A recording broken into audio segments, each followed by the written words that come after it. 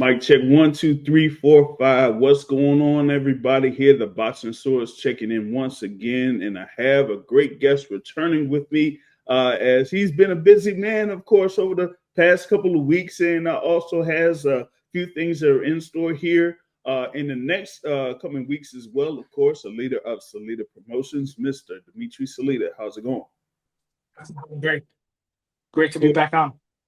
Cool. I mean, we had, of course, a great event that was February 2nd there in Flint, Michigan. They're headline with Claressa Shields winning the undisputed heavyweight titles there with her win over Danielle Perkins there. And that was, as I mentioned there, a great event there, culminating with, Claressa Shields scoring a couple of knockdowns there en route to her victory. We had like a couple of photos there, where you're there ringside and with all the celebrations and everything too there. So kind of summarize that main event and how you had how you were feeling after they declared Claressa Shields a winner. Absolutely incredible night of boxing. Claressa's true first homecoming to Flint, Michigan. And it was very special because the movie The Fire Inside has just ended its run in the theaters in the United States. Now it's available on Amazon Prime. The movie is now being screened in the UK. So it was just the perfect timing for Claressa to come back home to shed the light on Flint.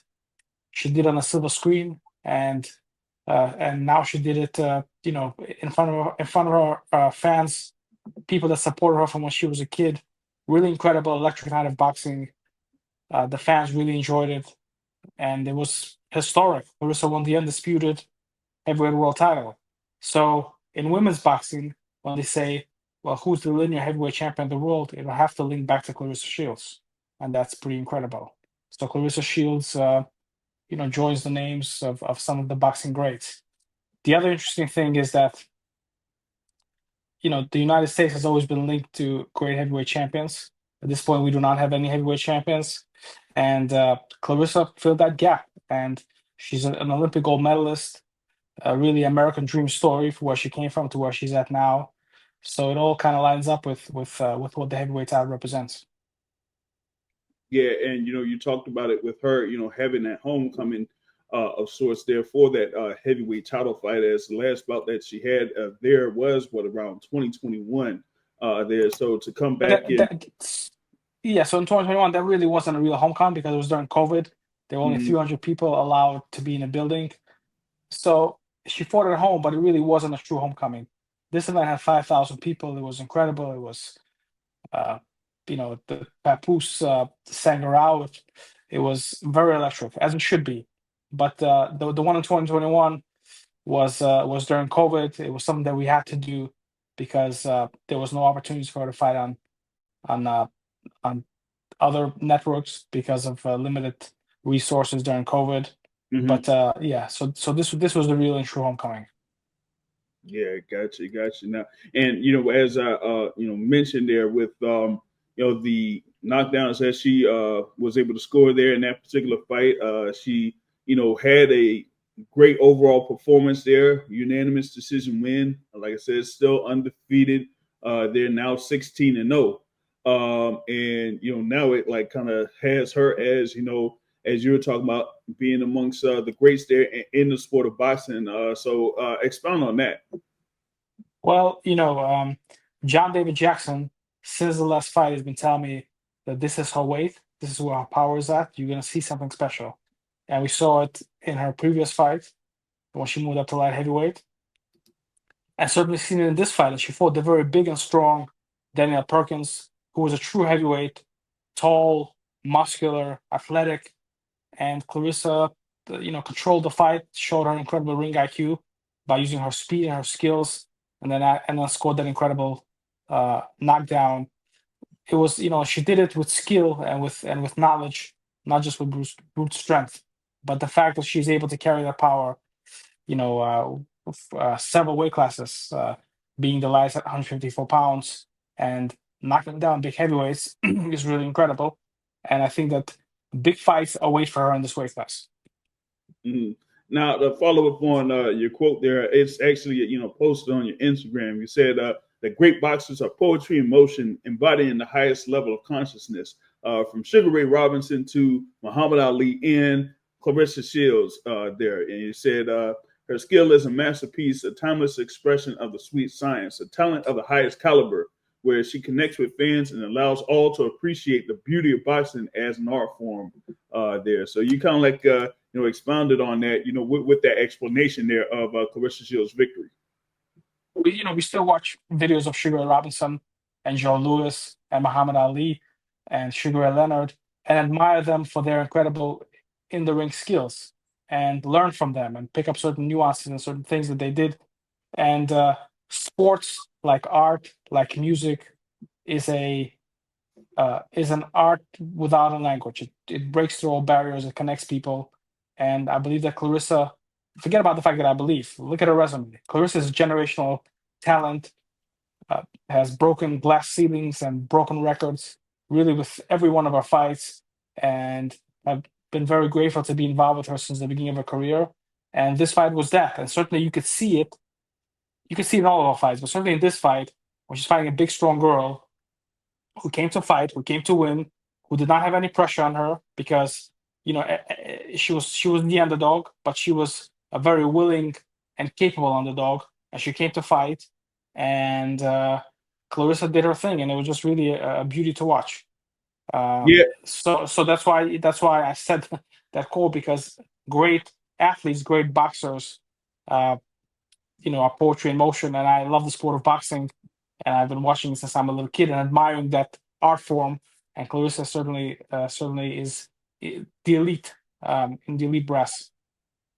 Now, you were talking about the thing there with Danielle Perkins, leading into the fight. Of course, she had a couple of things there with the face-offs there where you had to, pull them back and things like that, because Danielle Perkins was, going for the belts a couple times there in the face-offs and things like that. But, it kind of like showed the level of competitiveness that Danielle Perkins has there, up to that particular point. Of course, it's coming in there undefeated there as a southpaw and, was a taller fighter, so it gave like a different dimension there for Claressa Shields to deal with over the course of that fight there. But she made the proper adjustments to, get the better of Danielle Perkins there over the course of 10 rounds. Yeah, much respect to Danielle Perkins. She's a great lady, a great athlete, a great fighter. And I believe that, she still has a lot of fight left in her. And I think that she's going to accomplish great things in boxing. So, if fighters like Savannah Marshall or Franchon Cruz or others who want to move up to heavyweight division, Danielle Perkins is a great test. And I believe that she has a good chance to beat some of them. Mm-hmm. Now, another thing here for Claressa Shields, like we were talking about, her being there around that heavyweight division and, her having that power behind her. So it kind of like, makes things, more enticing there for upcoming fights that she has. Do you know about like at least any immediate plans on what could be happening next for Claressa Shields here? We're evaluating different options, but I believe that for Claressa to fight Savannah Marshall in a rematch for the undisputed heavyweight world title seems to be like a fight that makes the most sense. And Savannah would have to come to the United States. Claressa went to the UK and did what she had to do, or a neutral territory, a historic territory. We're open to that as well. So I think that would be the biggest fight to make. But if that doesn't happen, there is Franchon Cruz, there's Hannah Gabriels, there's some light heavyweight champions as well. So there's fights to be made, but we obviously want to go after the biggest and the best fights. And I believe that Savannah Marshall is that fight. I know that Claressa and some of the other fighters in lower weight classes have been, calling her out, but many of those fights are unrealistic, and I believe that many of the fighters use Claressa's name just to get clickbait and to attach to greatness. But those challenges are not real. But as you've seen with Claressa's career, every one of her fights have been significant, have been against proven world skilled fighters, and the future is no different. We're going to keep continuing to push the envelope, make the biggest and the best fights to drive women's boxing to the next level and to cement Claressa's legacy as the greatest woman of all time, the GOAT. Gotcha. And the thing about that, as far as like a neutral location there for the rematch with Savannah Marshall. I may expound on that a little bit, but before I go into that, and also other fights that were on that card on February 2nd, I want to add in our other panelists here that wants to join in and ask a couple questions here for you, Brother Dmitriy, and that is Brother Matt from Brunch Boxing checking in. How's it going, Brother Matt? Hey man, how you guys doing today, man? It's a glorious day. I was thinking about that February 2nd card with Claressa Shields. I thought the performance was great, especially considering that she had a bum shoulder, which nobody knew about. And I'm looking forward to seeing what's like the future holds for her. But I wanted to ask you about someone specific because she's been calling out Claressa's name all this time. She made a website about Claressa. Oh, Claressa's ducking me. I'm talking about Chris Cyborg, who claims that she wants a Claressa Shields fight. Like, what's the likelihood of that fight actually taking place? It's an interesting fight. It's a big fight. It's a big event. Chris Cyborg is certainly someone that that would pull in the UFC/MMA fans, and she's very strong and very capable. So Cyborg, Layla Ali, Holly Holm, these are all fights that we're willing to explore. And in today's world of combat sports, we've seen obviously a lot of that happening with Jake Paul and others, and McGregor and Mayweather. So yeah, if it's the right deal and if it's a real opportunity, we're certainly interested to pursue it and to make that fight. We always want to push the envelope and make the biggest and the best events possible. And something with Chris Cyborg, would be interesting for sure. But it comes and goes. But you hear rumblings of Layla Ali saying different things. And I really believe that Claressa and Layla would be close to as big as Jake Paul versus Mike Tyson. And I think Layla has a lot more left than Mike. Just in terms of being alive and in there. I obviously don't think that she's as good as Claressa at her peak, but her name is obviously tremendous, and it would be really great for the sport of boxing. Yeah, I agree on that one. I definitely agree on that one. Now, you did mention that you think Savannah Marshall of the active fighters is like the biggest name for Claressa.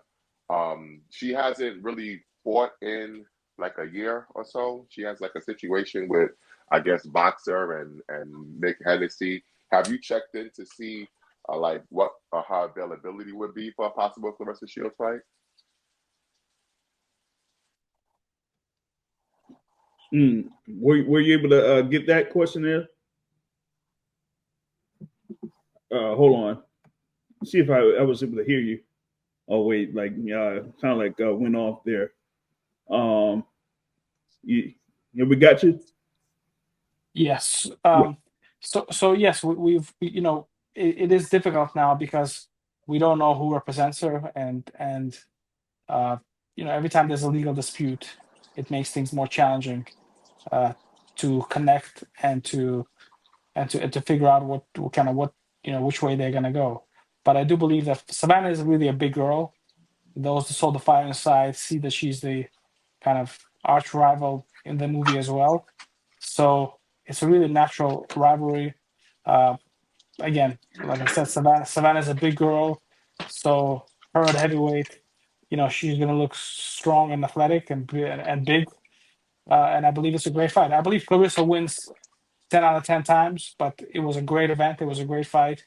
And we'll see how big boxing is in the UK now.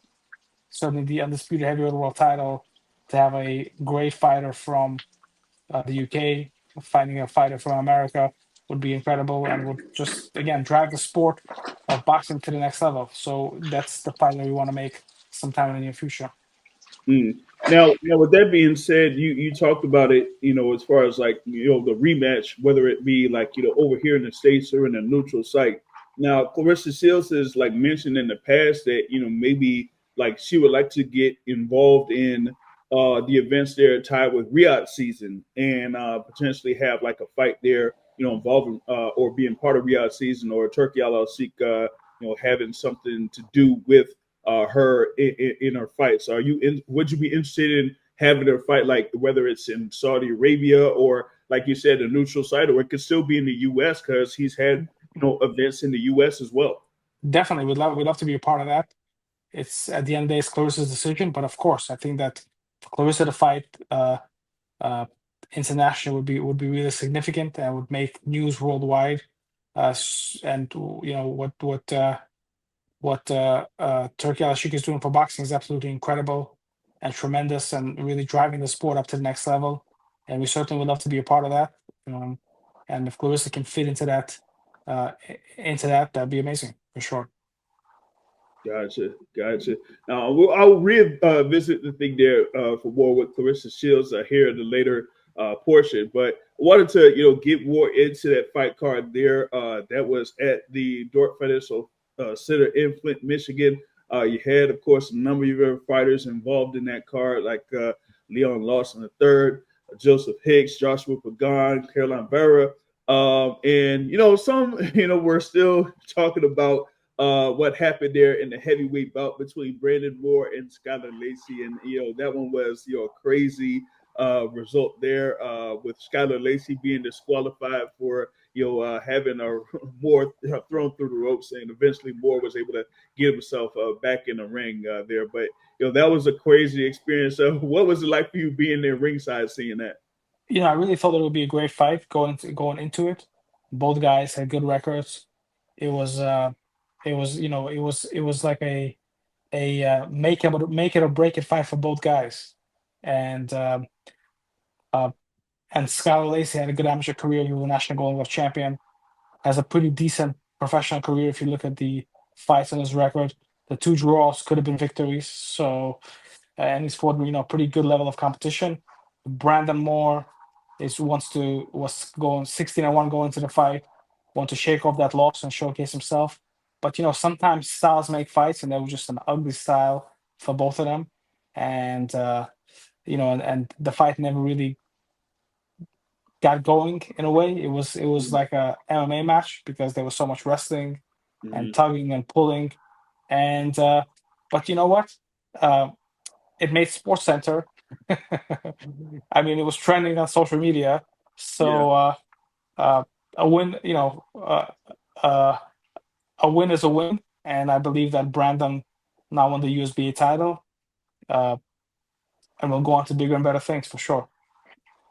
Yeah, that puts him in that position there, at least within the IBF rankings, so he could climb himself up those IBF rankings there in the heavyweight division. So having that win there, regardless of how he got it, has him there to really position himself there within the IBF there. So that was something there for Brandon Moore on that front. And also you had Leon Lawson III that was able to score and stop his victory there against Christopher Thompson.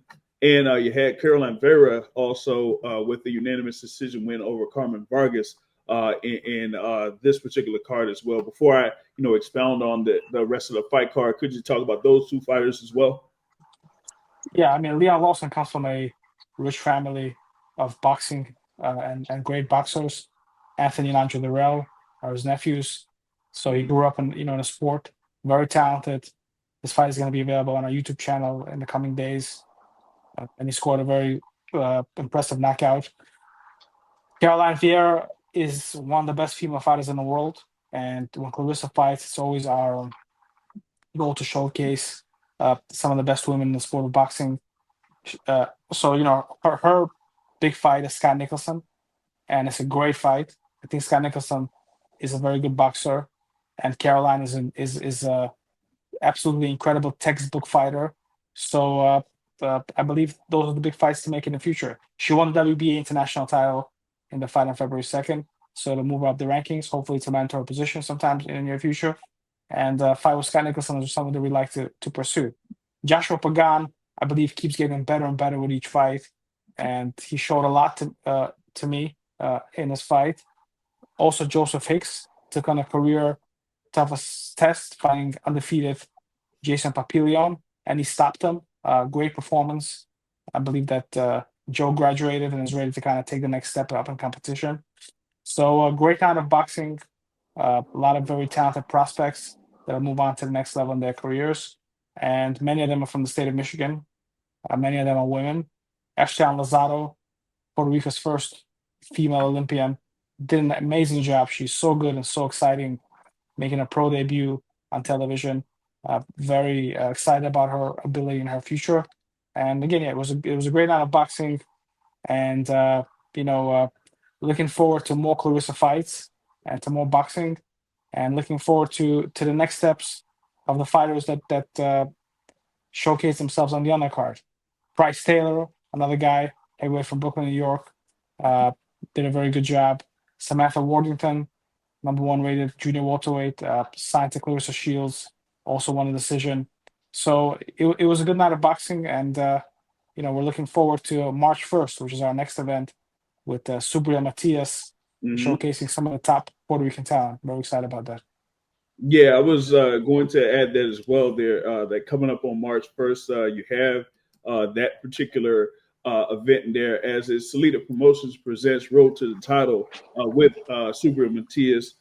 They're going up against Gabriel Valenzuela in a IBF Junior Welterweight title eliminator there on March 1st. Question. Let's do one more. Yeah, let's do one more. Yeah. That could Yeah, go. so that's a great night of boxing. Is the IBF eliminator, and he's going to fight for the #1 position. He'll be the mandatory to Christopher Hitchens from Brooklyn, New York. Not sure what he's doing, but certainly that's a big fight for him in New York City. Even though Subriel Matias is not from New York, we know that the Puerto Rican community always supports great Puerto Rican fighters, and I believe that he's that, and he's probably the best fighter on the island today. And Puerto Rico per capita has produced more world champions than any other place in the world. So we're looking to mine for new diamonds and for new talent. And this is going to be our second show in Puerto Rico in 6 months, and we're planning more events for the rest of the year. It's going to be a great night of boxing.